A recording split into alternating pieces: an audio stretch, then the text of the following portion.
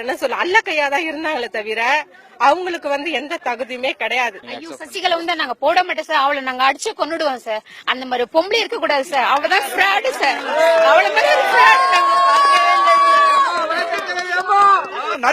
நரித்தந்திரத்தில் இடம் கொடுக்க கூடாது என்று பொதுமக்களுடைய பணிவோடு கேட்டுக்கொள்கிறோம். ஒரு பெண் சிங்கமா இருந்தாங்க.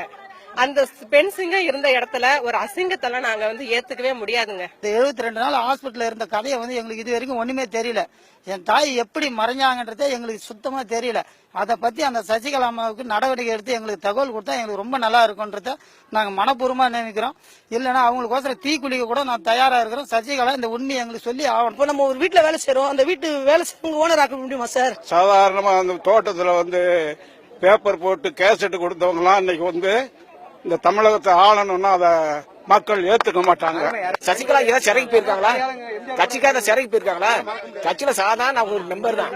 அம்மாவுக்கு தோழிங்கிறதுக்காக எனக்கு கூட பல பேர் ஃப்ரெண்ட் இருக்கிறேன். அதுக்காக எனக்கு அப்புறம் என் ஃப்ரெண்ட் எல்லாம் வரணும் போட முடியாது. அதான் நாங்க ஏத்துக்கவே முடியாது. அரசியல் அனுபவம் சசிகலாவுக்கு கிடையாது.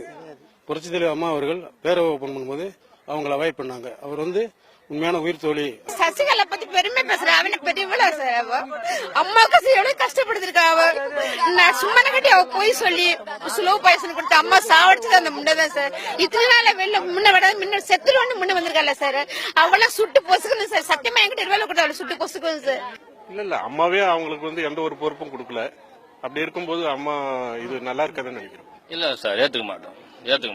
நாங்க ஏத்துக்க மாட்டோம். அவன் வேணா காசு வாங்கி ஏத்துக்கலாம், நாங்க ஏத்துக்க மாட்டோம்.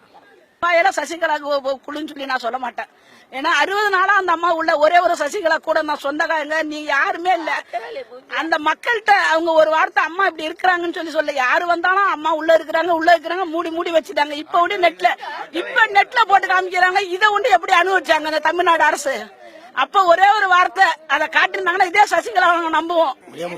ஏத்துக்க முடியாது சாமி, ஏத்துக்க முடியாது. தொண்டரா ஏத்துக்க முடியாது. அதை தொண்டரா ஏத்துக்க முடியாது.